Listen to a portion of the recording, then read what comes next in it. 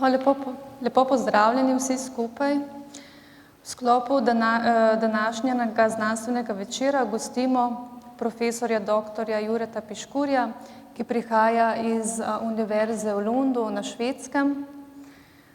Profesor dr. Jure Piškur je že kot dijak Celjske gimnazije bil leta 1977 državni prvak v matematiki, leta 1985 dobil Prešernovo nagrado za diplomsko nalogo s področja biologije, leta 1988 je doktoriral na Nacionalni avstralski univerzi v Canberri, potem se je vrnil v Evropo in raziskoval kvasovke v največji pivovarni na svetu, danskem Carlsbergu. Leta 1991 je postal docent z področja molekularne genetike in sicer na Univerzi v Kopenhagnu. Leta 1996 je postal izredni profesor molekularne biologije evkariontov na Danski tehnični univerzi in leta 2004 je dobil naziv profesorja z področja molekularne genetike in sicer na Univerzi v Lundu in na katedri, ki je znana, ki je najstarejša znana katedra za genetiko na svetu. Profesor Jure Piškur je svetovno veljaven znanstvenik, molekularni biolog, avtor številnih znanstvenih člankov in patentov. Objavil je preko 100 recenziranih člankov, ki so bili objavljeni tudi v revijah, kot so Nature, Nature Structure in pa podobnih uglednih revijah. Soavtor je tudi 2 knjig, Znanje po raziskavah encimov, ki lahko sodelujejo tudi pri aktivaciji različnih zdravil proti raku. Poseben dosežek je tudi na področju raziskav novih modelnih organizmov, kot so na primer kvasovke Saccharomyces clauiveri in pa v zadnjem času predvsem Thekere bruxellensis. Razvil je tudi, postavil hipoteze o neenaki evoluciji podvojevanja genov in evoluciji kvasovk. Sodeluje tudi z industrijo, kot je Roche, Carlsberg, Novo in podobne, je pa tudi soustanovitelj 3 biotehnoloških podjetij, ki razvijajo metodologije genske terapije za zdravljenje raka in pa razvijajo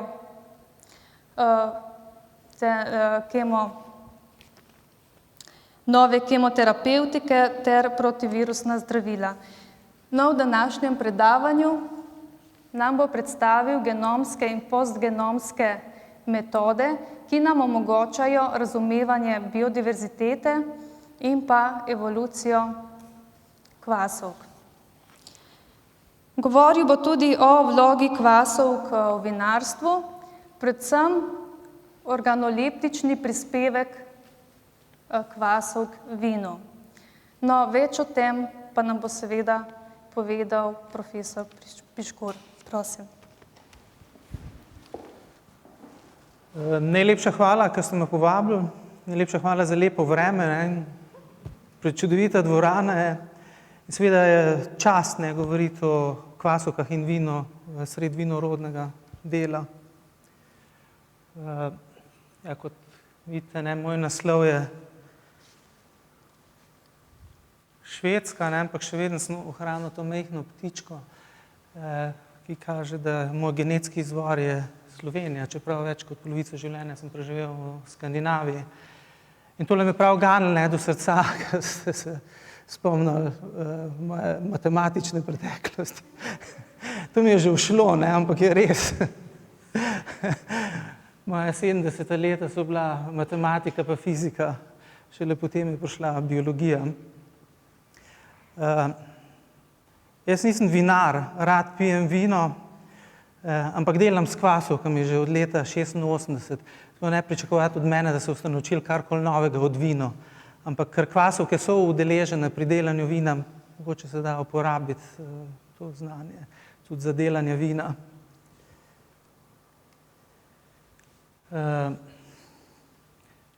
Vino, ne? Za vino rabimo vodo, rabimo grozdje, rabimo pa tudi kvasovke. Kaj bi vam pravzaprav rad povedal? Ne to, kako potrgate grozdje v vinogradu, kako se potem iz mošta dela vino, ampak kakšni evolucijski procesi in mehanizmi so baza tega, da kvasovke pravzaprav delajo alkohol in ne CO2. Kaj so pravzaprav kvasovke? Kvasovke so zelo majhni organizmi, ampak niso bakterije. Zelo pomembno. Veliko bolj so podobne nam kot bakterijam, so evkarionti, ki imajo celično jedro, ki imajo kromosome, ampak so v bistvu gobe, glive, ki so pozabile biti glive in so naknadno postale enocelični organizmi. Pred približno 200 milijoni let so najbolj raziskani organizmi med evkarionti.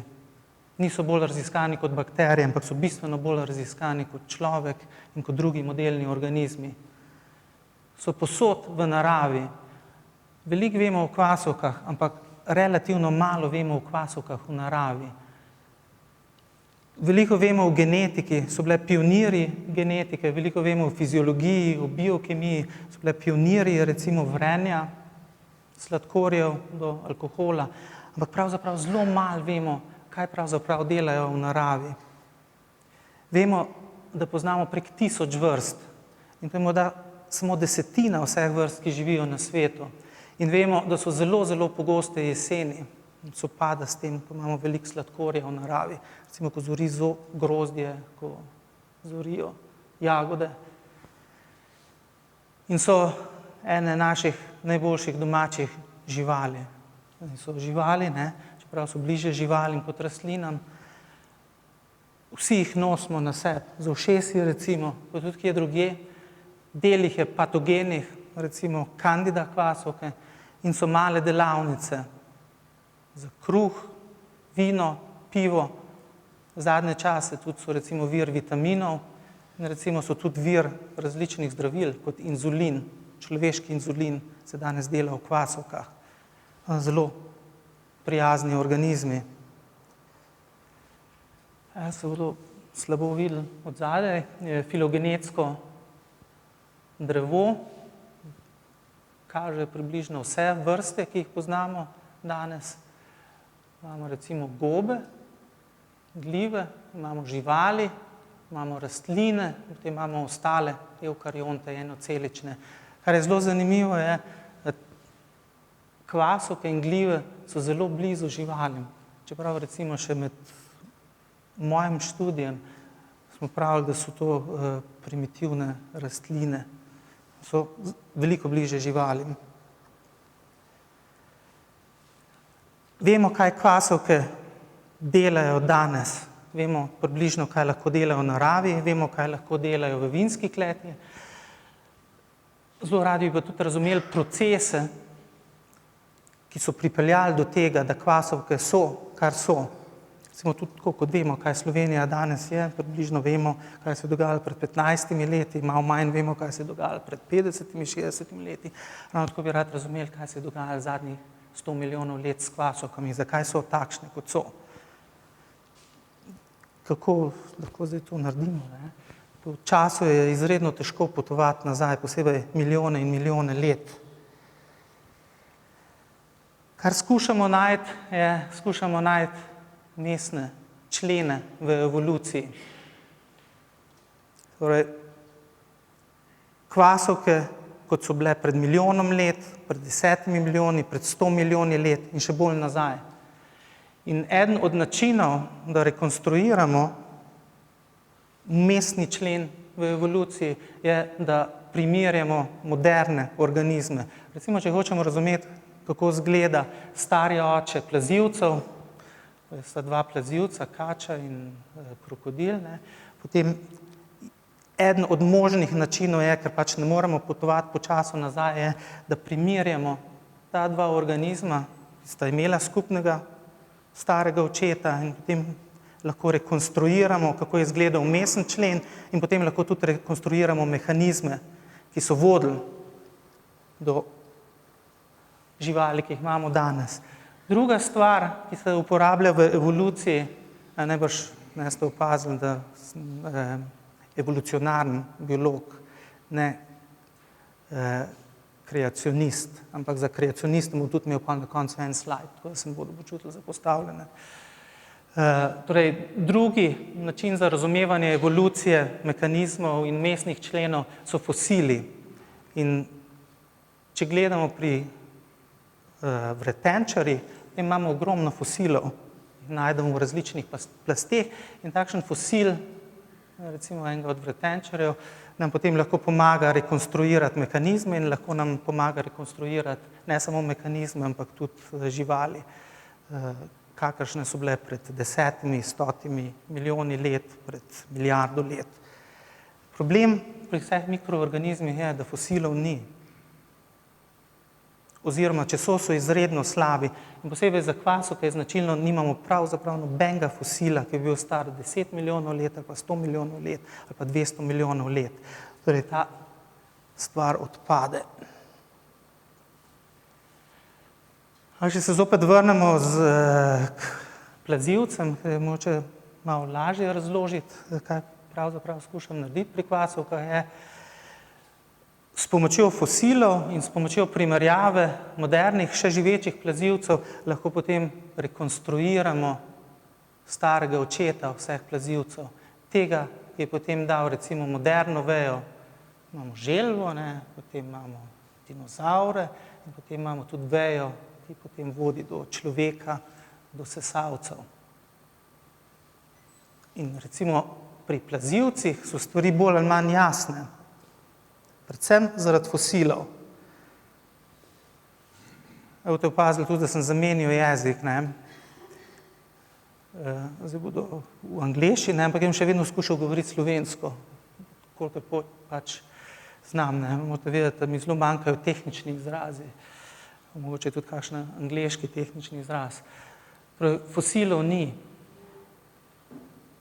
Kako potem lahko določimo, kaj se je dogajalo pred 10 in 100 milijoni let? Popolnoma novo okno se je odprlo tu, človek bi lahko rekel, da pred 20 leti o evoluciji kvasovk nismo vedeli popolnoma ničesar.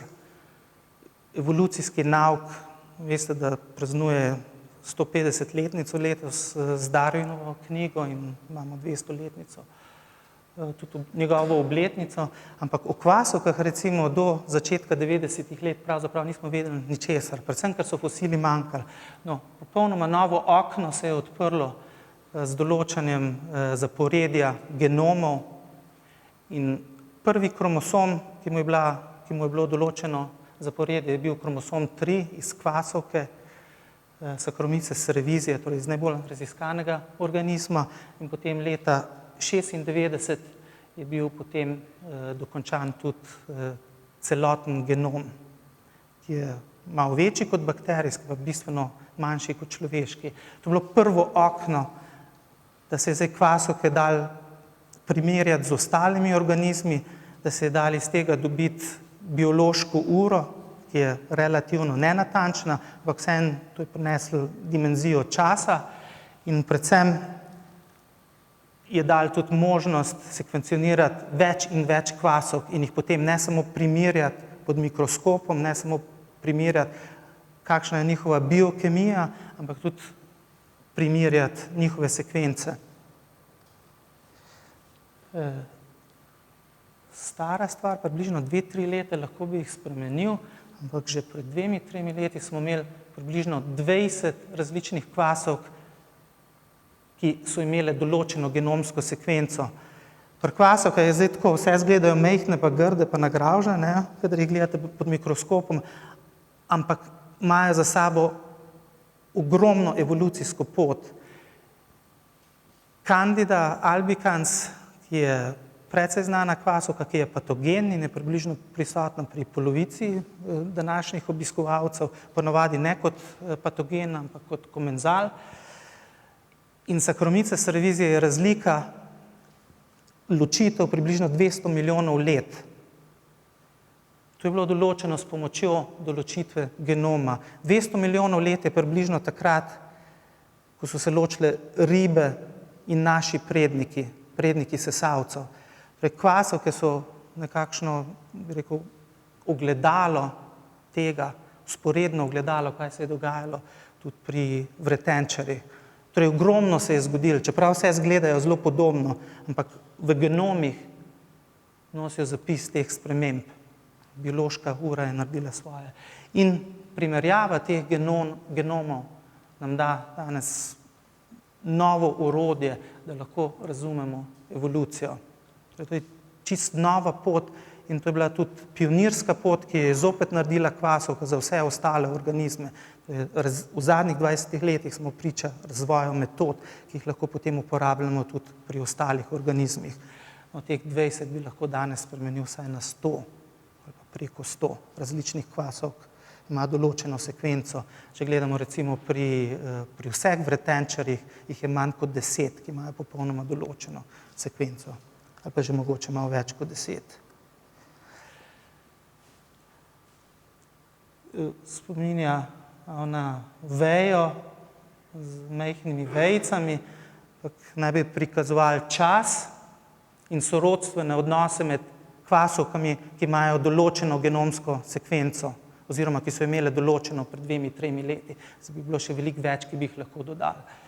Imamo mejo med bazidio, mikotami, tukaj najdemo večino gob, ki jih najdete v gozdovih, in potem imamo drug del gliv, ki mu pravimo askomikota, potem imamo znotraj njih del gliv, ki je pozabil, da so glive in so postale enoceličarni organizmi, kvasovke. Najbolj raziskan organizem Saccharomyces cerevisiae, pivska kvasovka, tudi vinska kvasovka in tudi kvasovka, ki jo uporabljamo pri peki kruha.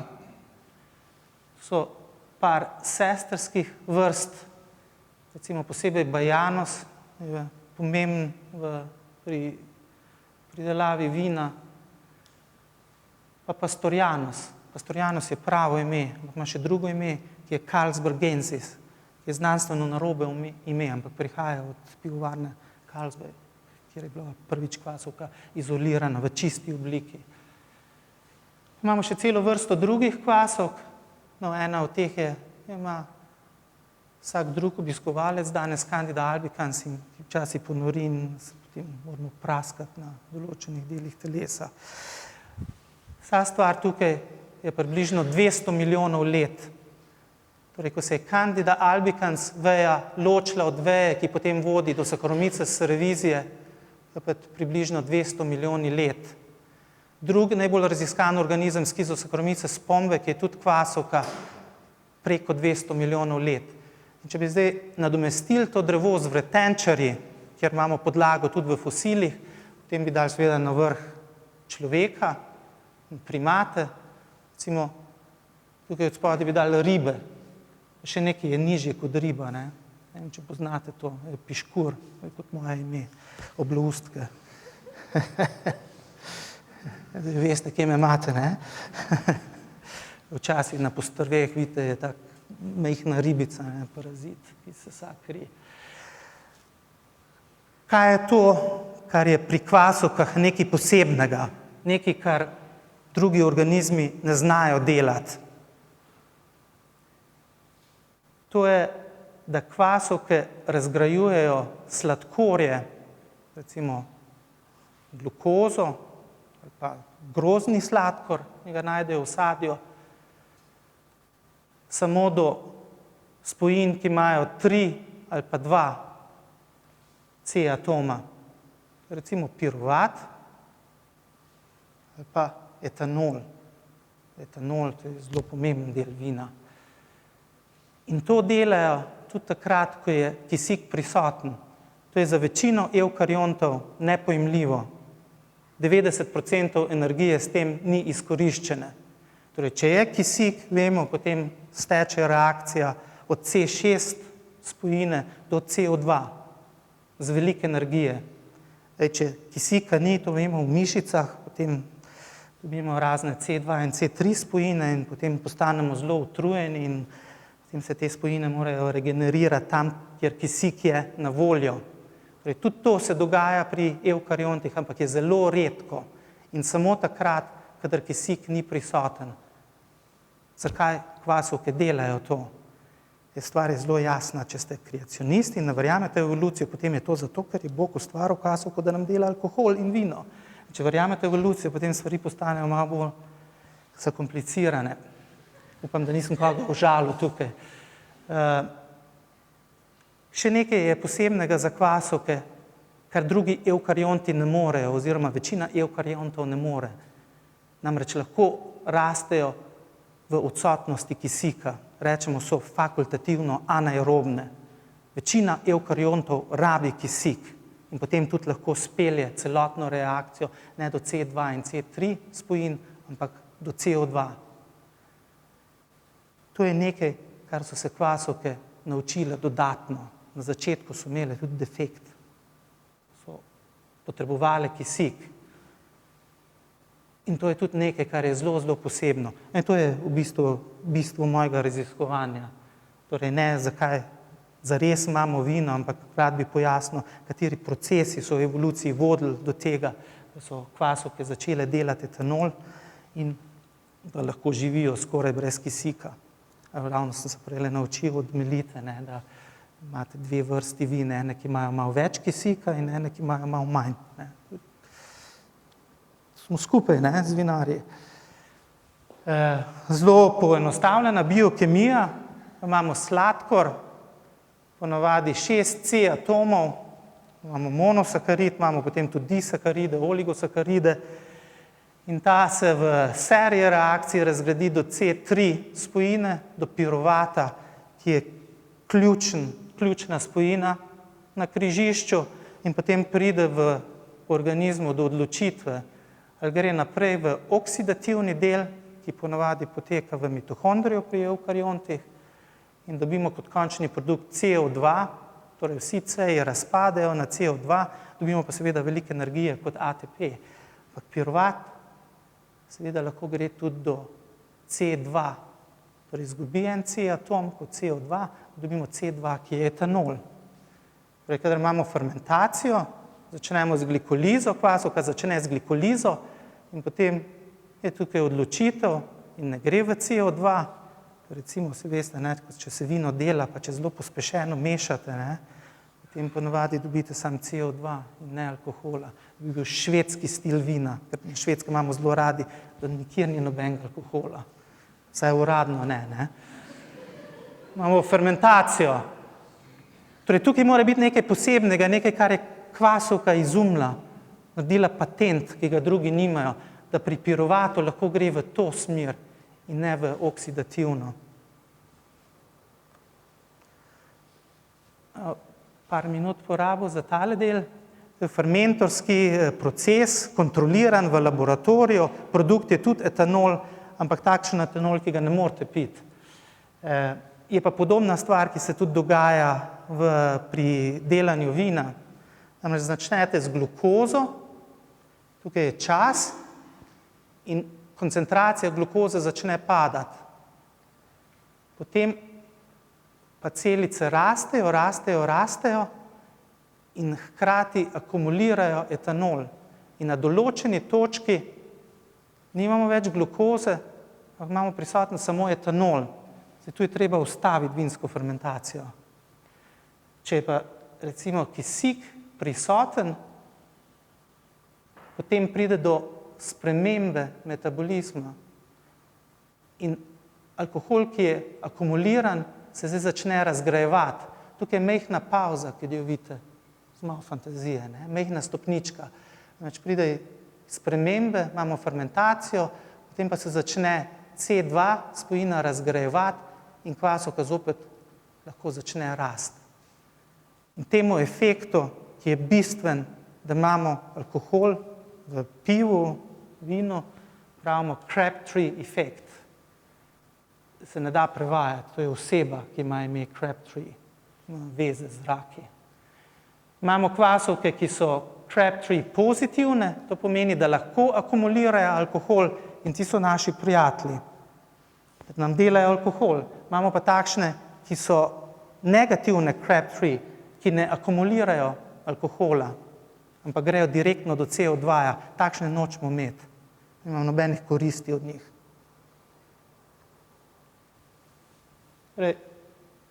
Druga stvar, ki jo imamo, je pa, da se je kvasovka morala naučiti, kako lahko preživi brez kisika. Lahko raste v skoraj popolnoma anaerobnih pogojih in pri tem ni pomembno samo, da lahko dobi dovolj energije s tem, da razgradi sladkorje do alkohola, ker je nekaj energije, približno 10%. Ampak je treba potem tudi celo vrsto reakcij, ki so vezane na kisik, kanalizirati, tako da elektroni skačejo na druge molekule. Namreč dihalna veriga ni samo pomembna za energijo, ampak je tudi pomembna, da cela vrsta elektronov lahko preskoči do kisika.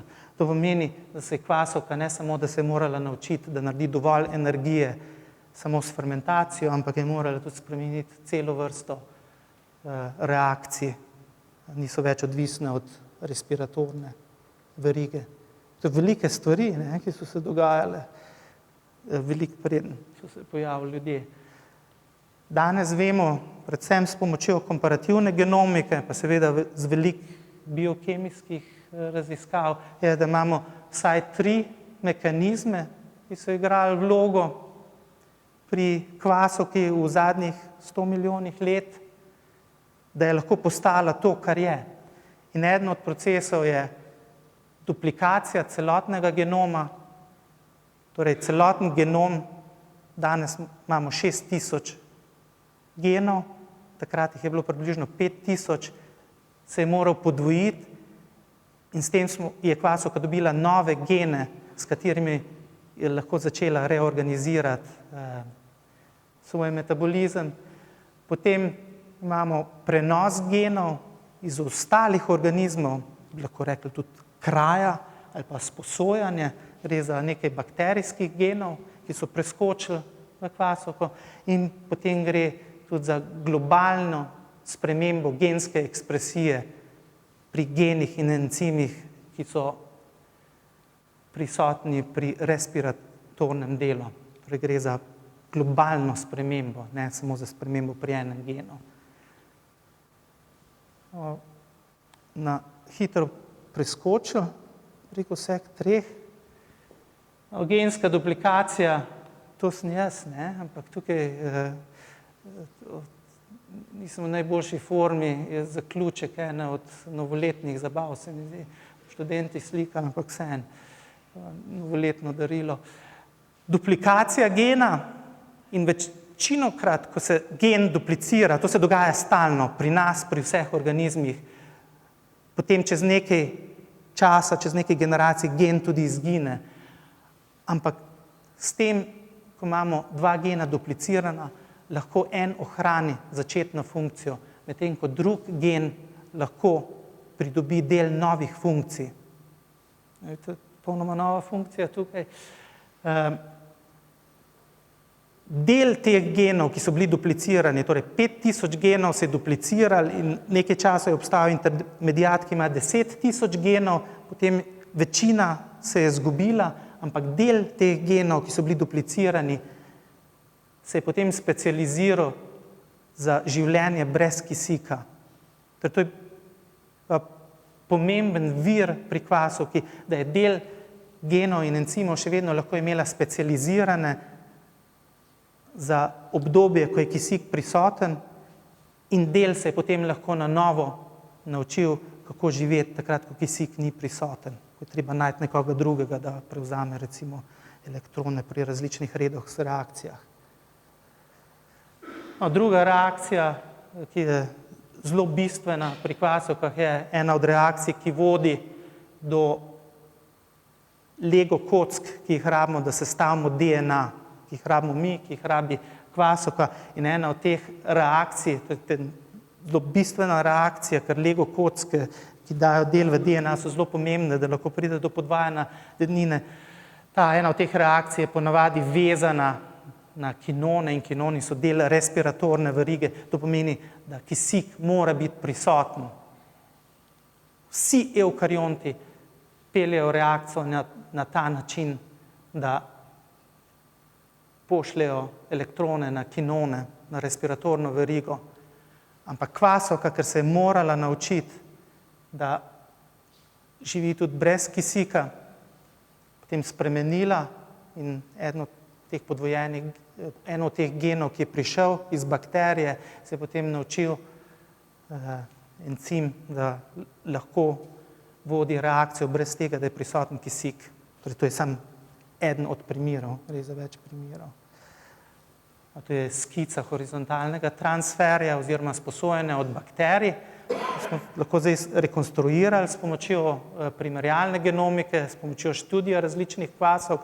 Tu imamo malo manjšo filogenetsko drevo, imamo zopet Candido albicans, našega priljubljenega parazita, komenzala. Tukaj smo približno 200 milijoni let, ko pride do cepljenja. Tukaj pride do sposojanja gena iz bakterij, iz anaerobnih bakterij, ki so že znale peljati tisto reakcijo, ki sem vam pokazal prej, brez kisika.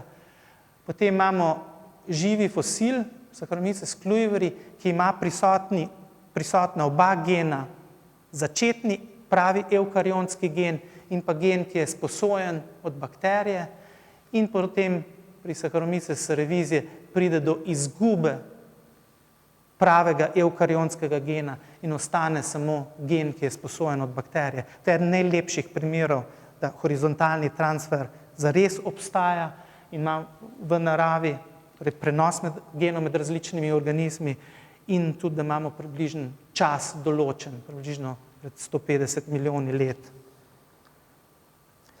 Druga stvar, stvari postajajo čedalje bolj komplicirane, ampak čez nekaj časa bom skušal zopet bolj poenostaviti. Druga stvar je, tretja stvar, ki se je zgodila, tretji mehanizem pa je, da je pri vseh genih, ki so potrebni za oksidativni del razgradnje glukoze, recimo za Krebsov cikel, za oksidativno fosforilacijo, za delanje ATP-ja, da je prišlo do globalne spremembe, gre za nekaj 100 genov motiva, torej regulatornega elementa, ki kontrolira te gene. Približno par 100 genov je izgubil motiv, vrnil se bom do te reakcije, s katero smo začeli, namreč pri primarnih kvasovkah je pri vseh teh genih za par 100 je prisoten element in ta regulatorni element je vezan s prisotnostjo glukoze. In ko kvasovka čuti, da ima hrano, potem pride do prižiganja celotne biokemijske kaskade in dobimo kot produkt CO2. Pri cerevisiae in pri njenih sorodnicah pa pride pri celotni skupini teh genov do izgube tega elementa. Torej, ko je glukoza prisotna, za kvasovko ne pomeni več, da bo šla celotno pot do CO2, ampak pride do prižiganja sam začetnega dela in fermentativnega dela.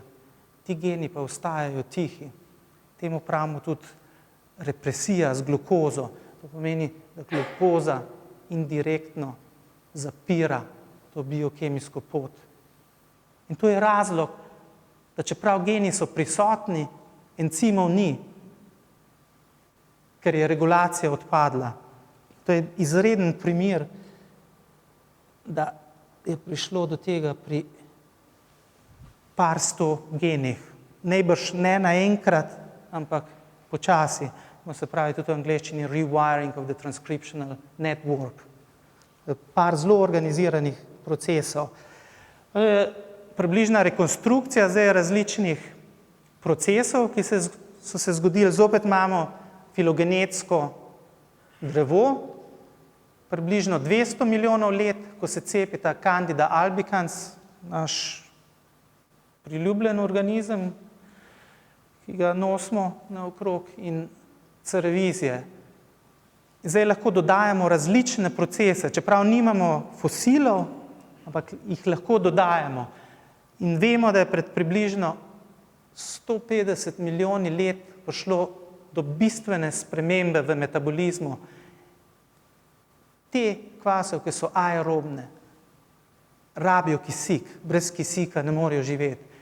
Medtem ko tukaj, preden se cepta Saccharomyces clauiveri in cerevizije veja, približno 150 milijonov let, pride do prvih poskusov živeti brez kisika. Bistven za ta del je par bistvenih stvari, ampak eden od bistvenih je horizontalno sposojanje gena iz anaerobnih bakterij, laktobacilo, je ta encim, ki je udeležen pri sintezi prekurzorjev za DNA in RNA, pa imamo še drug horizontalni prenos. Potem pride do dodatnih genov, ki se potem lahko specializirajo na življenje brez kisika, in pravimo whole genome duplication. Cel genom se je podvojil in organizm je lahko začel delati z eno polovico genov in jih prilagajati življenju brez kisika. In potem pride recimo do izgube cele vrste biokemijskih poti. Cerevizija kvasovka je zelo revna z biokemijskimi potmi. To ima recimo lahko potem pomen pri aromatih, ki naj bi bili prisotni v vinu. Namreč te kvasovke znajo narediti celo vrsto drugih stvari, ki jih cerevizija ne zna več. Predvsem pa se kvasovke tukaj v zadnjem delu specializirajo na hitro izkoriščanje recimo glukoze. So izredno hitre in kompetitivne. Ampak, dobro, zdaj sem vam dal celo vrsto mehanizmov, ki se niso zgodili pred 5000 leti, tako kot pravi ena knjiga, ne? Ampak so se zgodili zadnjih 150 milijonov let, ampak vprašanje je zakaj? Zakaj? Moramo skušati rekonstruirati naravo takšna, kot je bila pred 100 do 200 milijoni let, razumeti, kakšne so bile povezave med organizmi, lahko odgovorimo na to. Grozdja nimamo od zmeraj, niti ne drugih sadežev, ki imajo veliko sladkorja. Namreč moderne rastline z modernimi sadeži, z večjimi sadeži, ki imajo veliko sladkorja, se pravzaprav začnejo pojavljati šele pred 150 milijoni let. To vemo iz fosilov, ampak 150 milijonov let to je isto, kot so se pri kvasovki stvari dogajale. Mogoče imajo rastline in sadeži in sladkor nekaj z kvasovkami. Takrat pride do poceni substratov, bogatih, dobrih substratov, ki se jih da razgrajati, in pride do kompeticije med bakterijami in primitivnimi kvasovkami. Ampak bakterije so majhne, zelo hitro se lahko podvajajo, zelo so kompetitivne. Bakterija, recimo koli, se podvaja na 20 minut, kvasovka najhitreje na 2 uri. Ampak tu je patent in inovacija. Namreč bakterije so slabi pivci, ne prenašajo etanola, alkohola. Tako kot med ljudmi, so nekateri, ki so slabi pivci. Ko naraste koncentracija etanola do 1 in 2%, to ni zelo močna pijača, 1 ali pa 2%, ima večina bakterij težave, da raste. Ne pa kvasovke. Te lahko tolerirajo 10, tudi 15%, celo več. Način, da je kvasovka lahko premagala bakterije, je v tem, da namesto, da je razgradila sladkorje popolnoma do CO2, jih je razgradila samo do etanola in začela kopičiti etanol. Imamo zdaj posebno strategijo narediti etanol, akumulirati etanol in potem, ko kompeticija pocrka bakterije, ga lahko v miru spijemo. Zdaj, vinarji so pa seveda žleht, pa jim ne dajo tega, ta zadnjega dela, ker ne dajo dodatnega kisika. Torej, to je naša hipoteza, da gre za make, accumulate, consume strategijo. Treba je biti počasen, zmiren na začetku, razgraditi sladkor samo do alkohola, počakati, da se vsi ostali odstranijo in ga potem v miru popiti do konca in dobiti 90% energije, ki je še na voljo v alkoholu. Zdaj, ravno to se pa dogaja v vinskih kleteh, hočete ali nočete. S tem, ko prinesete grozdje v vinsko klet, prinesete 100 in 100 različnih bakterij in 100 različnih kvasov in drugih mikroorganizmov, ki so prva 2-3 dni fermentacije še prisotni, potem pa ne glede na to, pravzaprav, kar naredimo, po parih dneh ostanejo samo Saccharomyces cerevisiae in njeni sorodniki.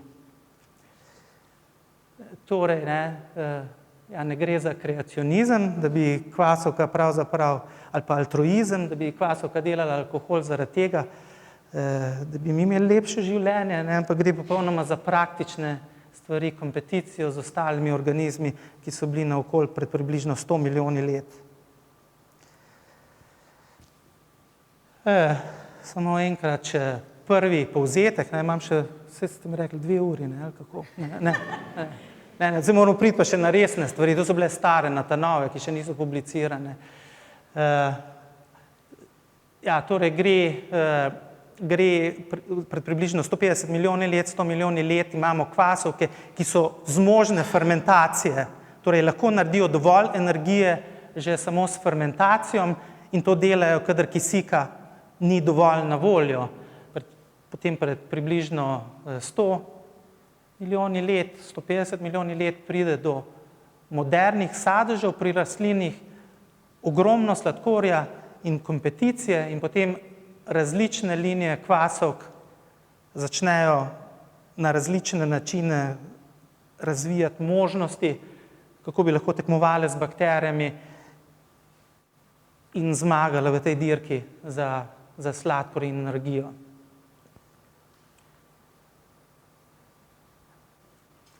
Vemo, Cerevisiae in njene sestrske vrste je izredno fina kvasovka in zna narediti celo število stvari. Ampak vprašanje je, a je res edina, ki je zmožna tega?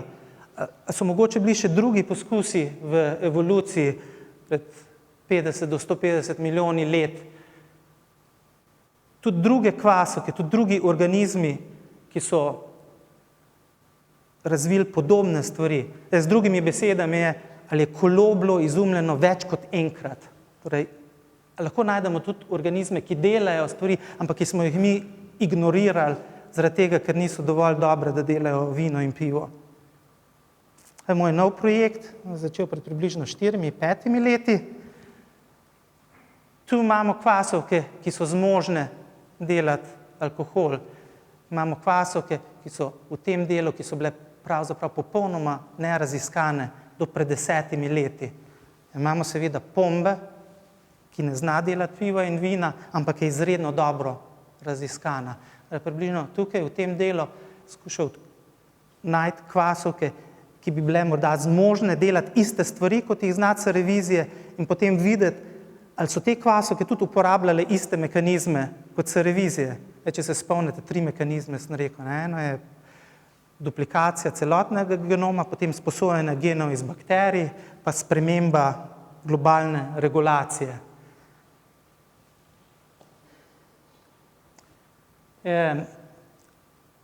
Avstralsko vino, kvasovka, nekaj, kar je podobno kvasovki. To vino je imelo okus po uporabljeni otroški plenički ali pa ali pa če v Lipici obiščete konje, konjski znoj, gre za določene spojine, ne, ki vino popolnoma pokvarijo in ki jih dela ta kvasovka. In ta kvasovko najdemo tudi v Vipavski dolini, sem slišal, ne? Ampak ne zelo veliko, večino imajo to drugi vinarji, recimo Avstralci v Kaliforniji, predvsem nove dežele, Čile, Argentina, Južna Afrika, predvsem nove vinske dežele. Problem te kvasovke je, da lahko prenese še več alkohola kot servizije in v novih vinskih deželah je recimo v zadnjih desetletjih problem, da ostaja preveč sladkorja v vinih, zato ker vse verjamete, ne, da se vse segreva in potem, ko je preveč toplo, vi čez 20 let ne boste več mogli imeti vina, ampak ga bomo imeli mi na Švedskem, ker tukaj bo prišla Sahara, ampak gor pri nas bo pa tako toplo, da bo rasla vinska trta. Ne. Torej, postane preveč sladkorja in servizije ga ne more več razgraditi, medtem ko tale kvasovka ga lahko, ker ga več nese alkohola, ampak lahko potem tudi tisti majhen sladkorja, ki ga še ostane, lahko razgrajuje. Ampak ima to nemarno lastnost, da smrdi po otroških pleničkah in konjskem znoju. To je Brettanomyces Decara bruxellensis, eden od problemov v vinski industriji. In če jo postavimo na filogenetsko drevo, to je naše delo izpred 2 let, imamo pombe tukaj, več kot 300 milijonov let se je odcepila, imamo Saccharomyces cerevisiae, vejo. In če damo to našo kvasovko, smrdljivo kvasovko, potem jo postavimo približno tukaj. Pred Candido albicans se je odcepila, torej pred več kot 200 milijoni let. To pomeni, da ta veja tukaj ni doživela duplikacije celotnega genoma, kot so ga te veje, potem ni bila v tej veji, ki se je sposodila oziroma ukradla bakterijski gen in ni bila v tej veji, ki je globalno spremenila regulacijo metabolizma sladkorjev.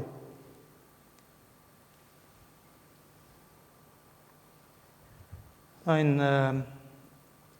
naš začetek je bil, ne, še tudi vedno pri tem začetku smo skušali zbrati, kolikor teh kvasovk se je dal, bil smo približno 70 različnih izolatov, približno 30 jih tukaj pripada tej vrsti kvasovke, ki je ponavadi odgovorna za ta neprijeten okus pri vinu. Potem imamo tudi nekaj drugih, danes jih je že veliko več, postavili smo potem tudi lahko filogenetsko drevo in vemo, da so imeli čist svojo evolucijo in hočemo razumeti njihovo evolucijo, ampak radi bi tudi naredili nove produkcijske seve. Ampak zakaj bi zdaj nekdo pil vino, ki smrdi po uporabljeni plenici? Ista kvasovka se uporablja pri spontanih fermentacijah, torej ne, da se uporablja, ampak ko se okna odprejo v Bruslju,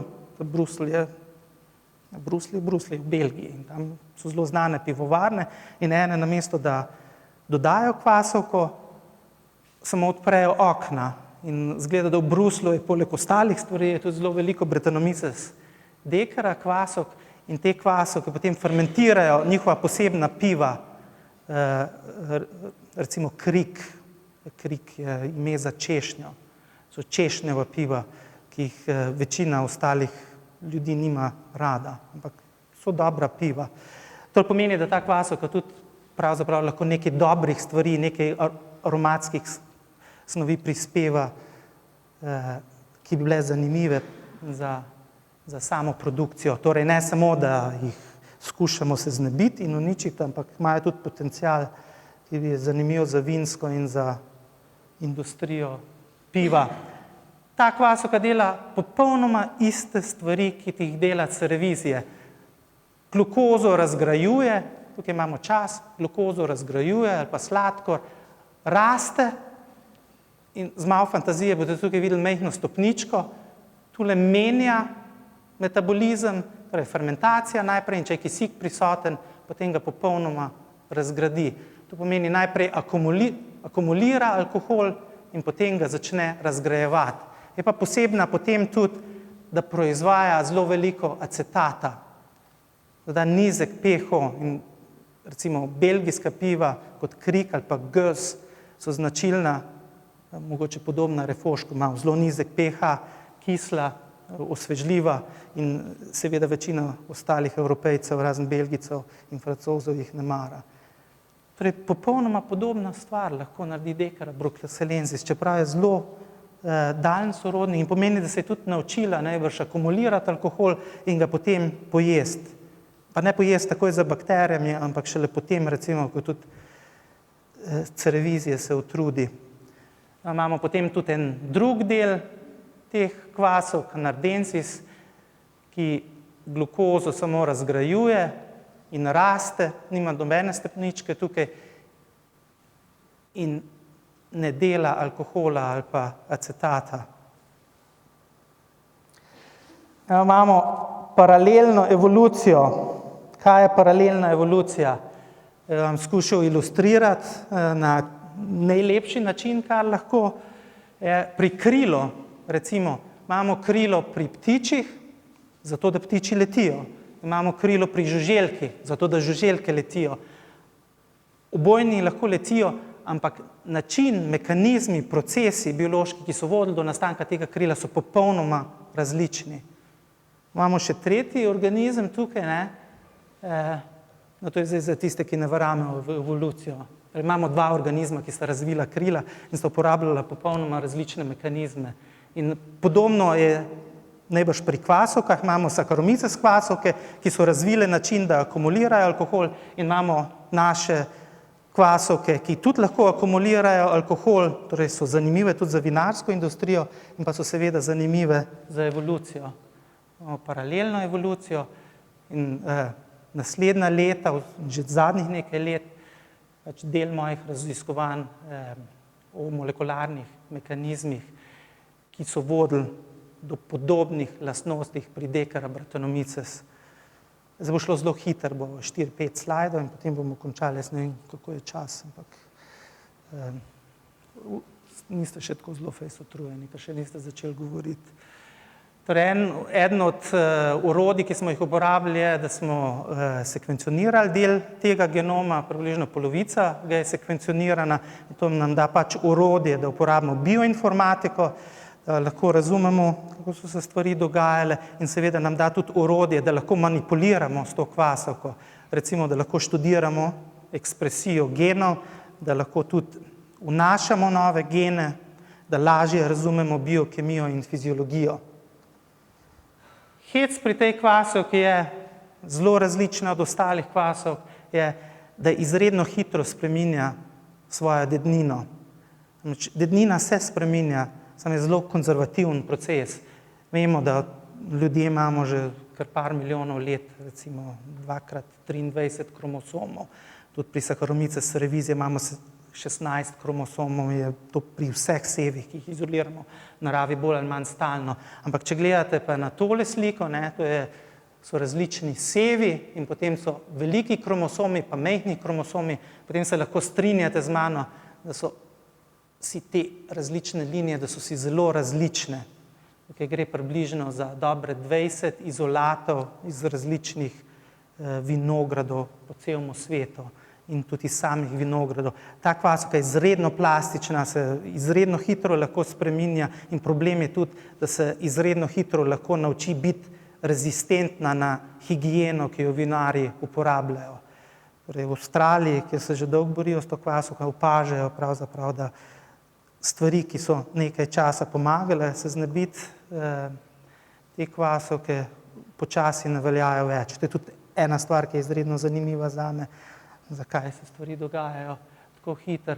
No, potem druga je samo izražanje genov. Imamo gene tukaj, imamo približno 20 genov, ki so vpleteni v fermentacijski del. Vidimo, da so zelo visoki tukaj, da imajo zelo visoko ekspresijo izražene, medtem kot geni, ki so del respiracije, so zelo nizki. To pomeni, ta kvasovka zna narediti isto kot cerevizije, samo mehanizem, ki ga uporablja, je drugačen.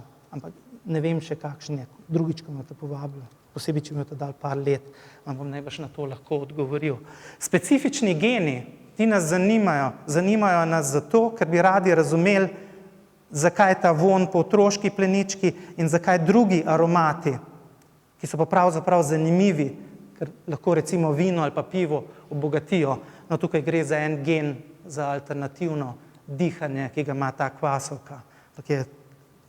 Zdaj imamo možnost tudi razumeti druge gene, ki so negativni in ki so recimo tudi pozitivni lahko. A je zdaj naslednja stopnja?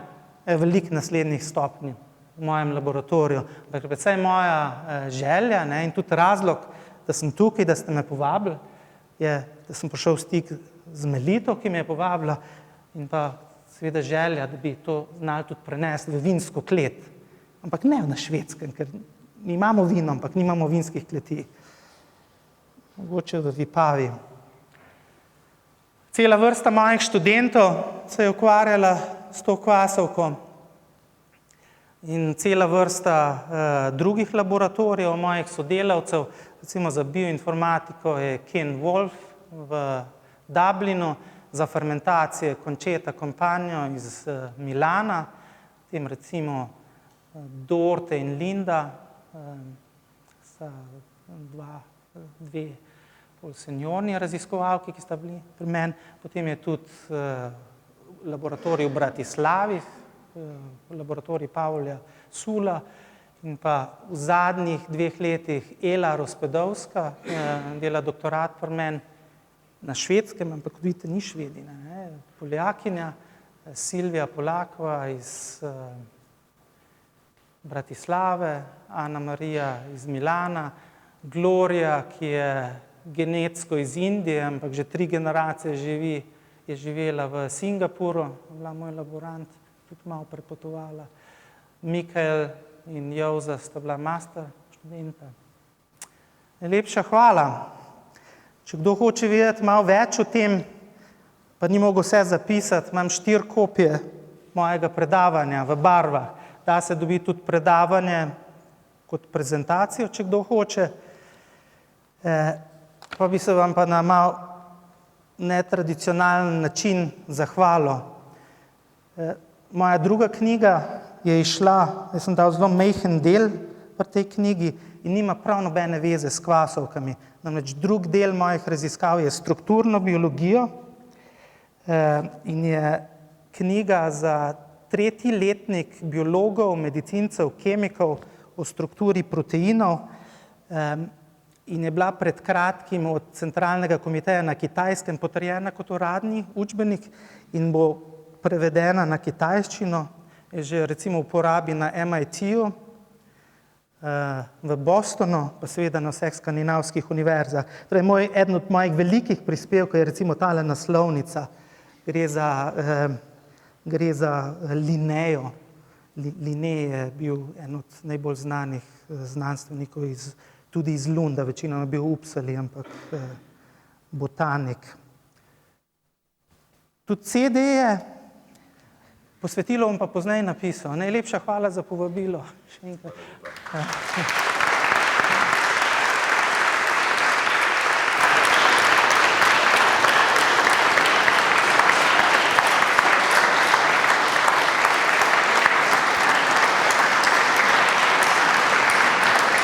Mi je bilo všeč.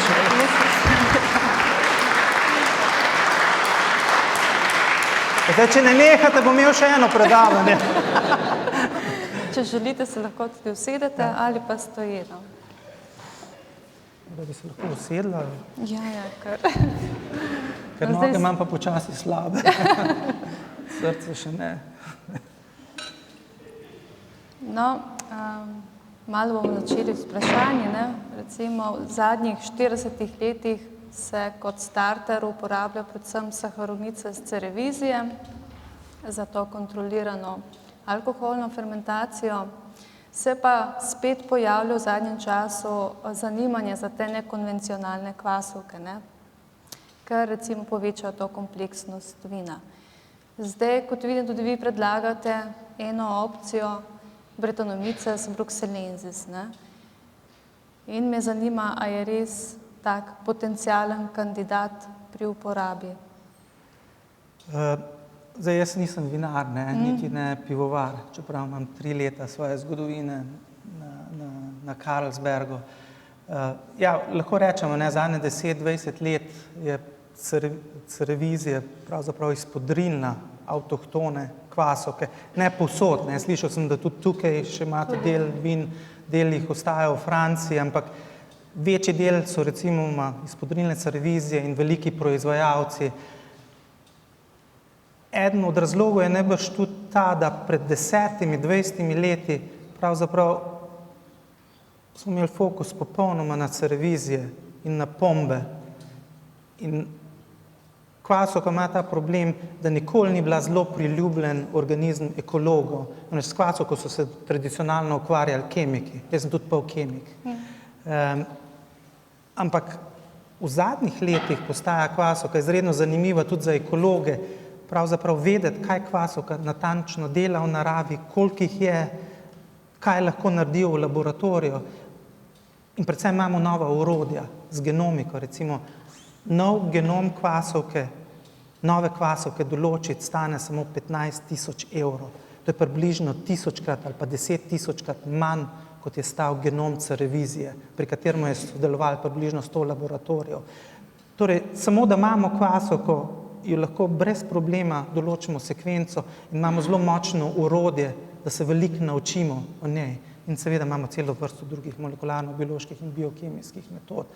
Ja, mislim, da je prav čas, da se vrnemo nazaj na biodiverziteto, da s tem znanjem, ki smo ga nabrali na cerevizije, ne samo da študiramo recimo sesalce človeka, ampak ta orodje uporabimo tudi na drugih kvasovkah. Namreč imamo tudi drugo pot, spreminjanje cerevizije v genetsko modificiran organizem, kjer se da ogromno doseči in ogromno se je doseglo, ampak zaenkrat ni nobene možnosti, da bi ta stvar zaživela v industriji, predvsem zaradi odpora, predvsem zaradi nekega posebnega odpora, ki se je uspel razviti pri ljudeh do kvasovke, ki je modificirana z metodami rekombinantne DNA, ne pa navadne mutageneze.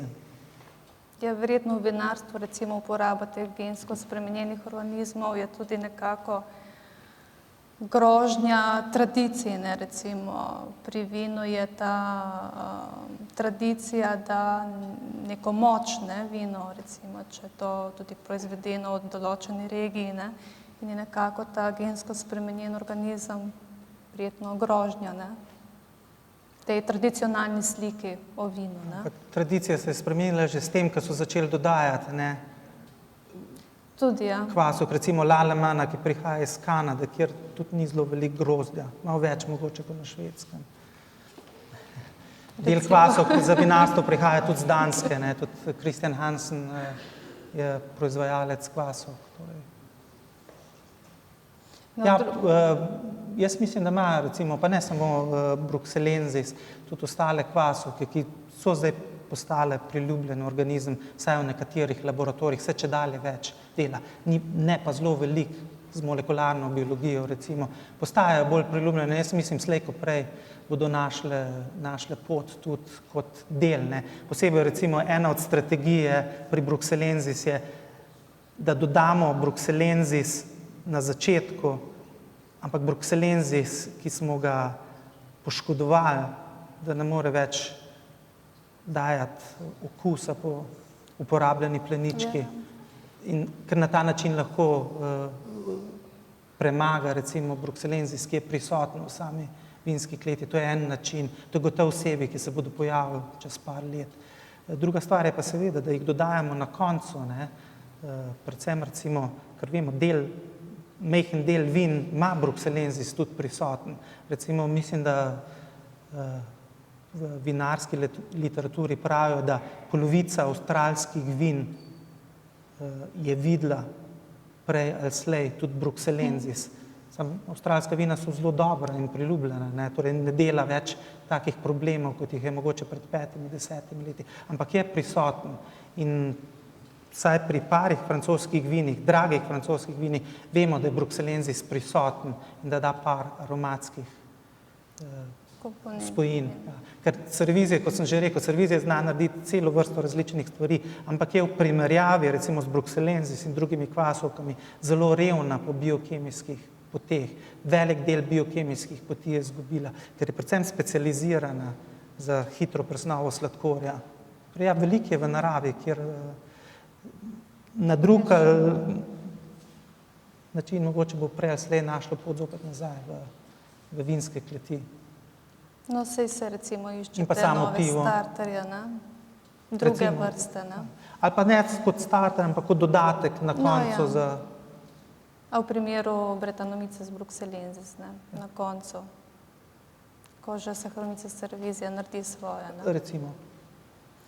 No, drugo moje vprašanje pa je, kako da ste se odločili iti v tujino, recimo precej ste se selili iz dežele v deželo, a je bil povod delati dobro znanost?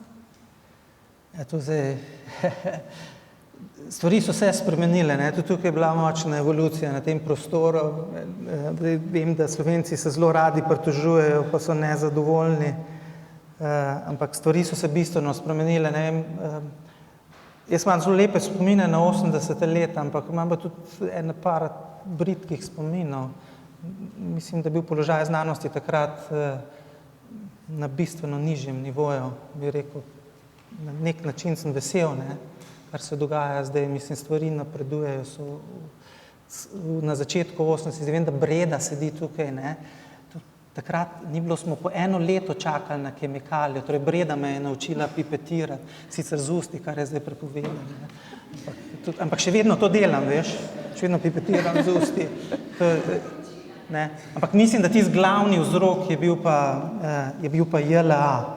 Vem, moji spomini na Vipavo, ne, in Ajdovščino so, da sem hodil obiskovati na začetku 80-ih moje starejše kolege, ko so služili tudi kot vojaki, ampak preprosto jaz se nisem znal predstavljati kot vojaka.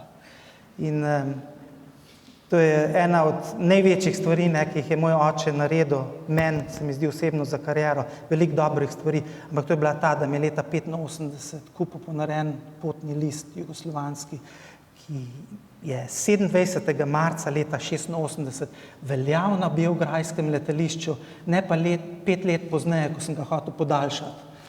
No in pa 7 let pa pol nisem bil v Jugoslaviji oziroma Sloveniji. In ja, v tem času sem počasi postal neke vrste Skandinavec, malo tudi Avstralec, ne vem, malo sem pa še vedno Slovenec, ne. Zdaj na knjigi boste videli, da sem tisto ptičko pozabil dati gor, ne, na š. Ampak, ja, reči tudi, da oba dva moja sinova, ne vem, koliko let bi mi dali, ne, ampak moj najstarejši je 25 že star. To je bila tudi ena napaka od tistih trdih let v 80-ih. Ne samo, da nismo imeli denarja za laboratorijske kemikalije, ampak tudi za kontracepcijo, ne. Ta starejši je fizik, ne, star 25 let, mlajši 13, oba dva govorita slovensko, ne. Oba tudi, ja, veliko seljenja je bilo, ne, zelo zanimivo. Veliko domov imam, moram reči, tukaj se prav fino počutim, ampak tudi na Švedskem pa Danskem se dobro počutim. In drugače, mislite ostati v Skandinaviji, se vrniti v Slovenijo? Ja, ne vem, mislim, prvič ne odločam čist sam, ne, čeprav Judita pravi, da imam vedno ta zadnjo besedo. Ne vem, enkrat se bi človek seveda lahko vrnil, ne vem, odvisno je pač od ponudbe in povpraševanja.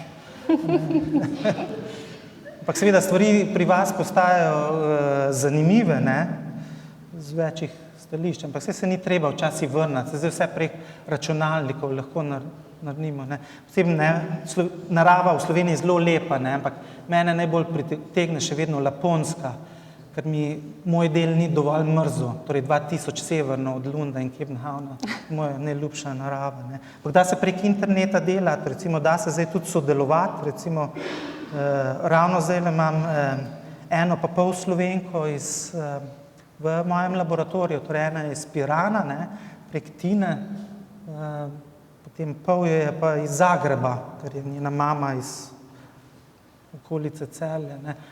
Ljudje prihajajo, mislim, da je že vsaj 10 slovenskih študentov bilo pri meni. Jaz sem novembra predaval tudi na vaši univerzi, v Italijanski Gorici, ampak je vaša univerza, je bilo v ta drugi, v ta grdi kvasu, ki Candida albicans. Ja, se spomnim. Dobro, hvala. No. Še kakšno vprašanje iz občinstva? Ja, Melita. Ja, Melita. Omenili ste to zaporedno indukcijo, se pravi začetek fermentacije Saccharomyces cerevisiae in potem mogoče na koncu pridružitev Brettanomycesa oziroma Dekere. Ne? Kar se alkoholnega stališča tiče, to ni problem, zato ker prenese visoke alkohole. Očitno potem zmore tudi tisti preostanek sladkorja, ki ostavi Saccharomyces cerevisiae. Sklepam, da potem se lahko loti tudi pentos in pa seveda, da ima tudi možnosti razgradnje višjih polisaharidov do nižjih, kar lahko postane potem problem v sodu, če si postreže, po domače povedano, s tako vrsto hrane. A ste v tej smeri tudi že kaj poskušali? Ne. Torej naše raziskave nimajo nobene veze v bistvu z vinom, ne. Ampak kar lahko delamo so pač kontrolirane fermentacije in na veliko manj kompleksnih sistemih, kot vi delate. Pač na definiranem mediju pač lahko začnemo s Saccharomyces cerevisiae in potem dodamo in potem vidimo, kaj se dogaja. Ampak najbrž, to je ravno tako kot pri pivu, ne. Stvari delajo na definiranih, poenostavljenih stvareh, potem delajo tudi, ko se dela 1 liter piva, pa 10 litrov piva, potem, ko pa človek naredi 10 hektolitrov ali pa več, pa ne dela več, ne. Torej, jaz bi rekel, so neke pobožne želje z moje strani, najbrž stvar bi pa mogla poteči potem v vinski kleti. Tega mi ne moramo narediti. Hvala lepa. Še eno vprašanje imam glede tega. Ne? Kako pa z etilfenoli, kako se recimo tvorijo etilfenoli pri tej Brettanomyces bruxellensis, če bi se recimo uporabljali v tej smeri? Ne moramo odgovoriti. Ne. Imamo orodje zdaj. To, kar smo v zadnjih letih razvili, lahko transformiramo kvasovko, lahko delamo mutacije, imamo sekvenco, ne. Lahko začnemo študirati to, ampak da bi razumeli biokemijo teh procesov, ne. Ampak imamo orodje zdaj. Pred 5 leti, pred 2 leti tega nismo imeli, zdaj imamo. Mogoče lahko tudi vi to orodje uporabite. Jaz imam samo 2 roki, zelo kratki prst. Ja. Eno predvprašanje. Imate kakšne tehnične detajle o meritvah glukoze, ki ste jih delali? V čem? Meritvah glukoze, ne? Merili ste glukozo, kako jo kvasovke pretvarjajo. Imate kakšne tehnične podrobnosti o tem, ali bova raj pol, da ne? Kako se pri nas dela HPLC? Ne. Spektrofotometrija, 660 nanometrov me muči. Ne, tega ne delamo. Na HPLC določamo vse stvari, ali pa recimo tudi kot radioaktivno. Ste optično gostoto navedeno na... Optična gostota je bila za rast celic. Aha, ok. Za rast biomase. Hvala. Predsednik, si ignorirajo. Romana. A bi bilo zelo in popolnoma pregrešno priti na misel, da bi bila evolucija kvasovk lahko tudi čist na glavo postavljena? Na kakšen način? Glede na to, kar je bilo danes predstavljeno, ne? To, kar sem jaz povedal, zdaj ne verjameš v to. Ne bom rekla, da ne verjamem, ampak vedno človek pomisle še na kakšno drugo idejo, ne? Ja, gotovo. In recimo, ne, glede na to, da je pri bakterijah bil razvoj pravzaprav precej drugačen, ne, da je šlo iz anaerobnega metabolizma potem proti aerobnemu, ne, zakaj pa mogoče ne bi pri kvasovkah tudi kaj na tazga pomislili? Jaz verjamem sicer, da imaš polno dokazov, da to ni res, ampak vseeno. Evolucija je veliko špekulacija. Ja. Da ne bi dal roke v ogenj, zato kar sem vam, čeprav je, kot bi rekel, punčica mojega očesa, ta stvar. Gotovo je veliko drugih. Mislim, to je ena od razlag, oziroma edina razlaga, ni samo daleč od tega, da je bila samo moja. Veliko ljudi za tem stoji, ne, ki zgleda najbolj logična. Ni nobenega razloga, da se ne bi spremenila. Veliko stvari se je spremenila. Če se že spomniš, ko sva skupaj sedela 79. leta na Aškrčevi ulici, ne, takrat so bile gljive še rastline. Ja, se spomnim. Zato, ker niso znale hoditi in se premikati, ne. Ampak recimo te stvari so se bistveno spremenile. Res je veliko spremenili, ja. Ravno to je čar vsega, ne. da se ne naučimo stvari na pamet. Seveda pa včasih zaboli, ne, če tvoja hipoteza ne velja. Sem bila samo malce žleht. Tukaj. Tu je vprašanje.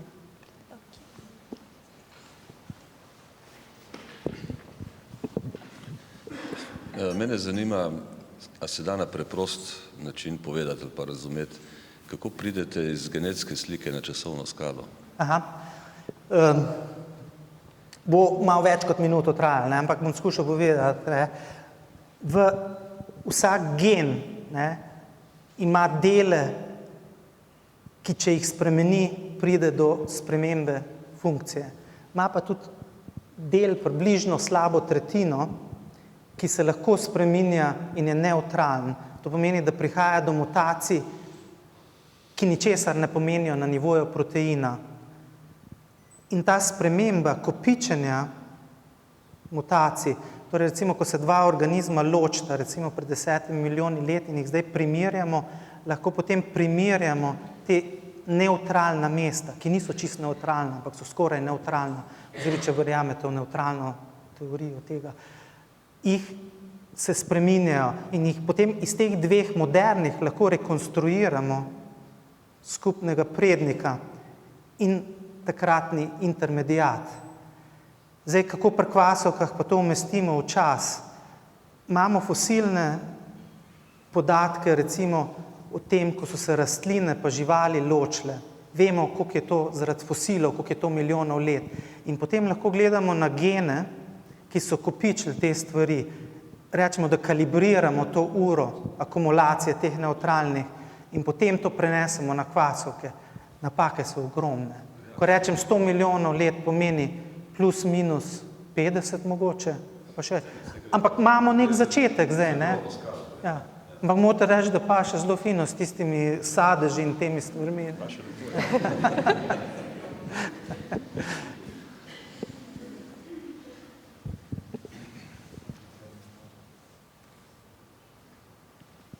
Še kdo?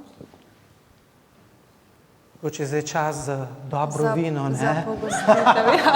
Konec slabega vina in okusa po uporabljenih plenicah. No, vsi vabljeni na pogostitev, ne? Najlepša hvala.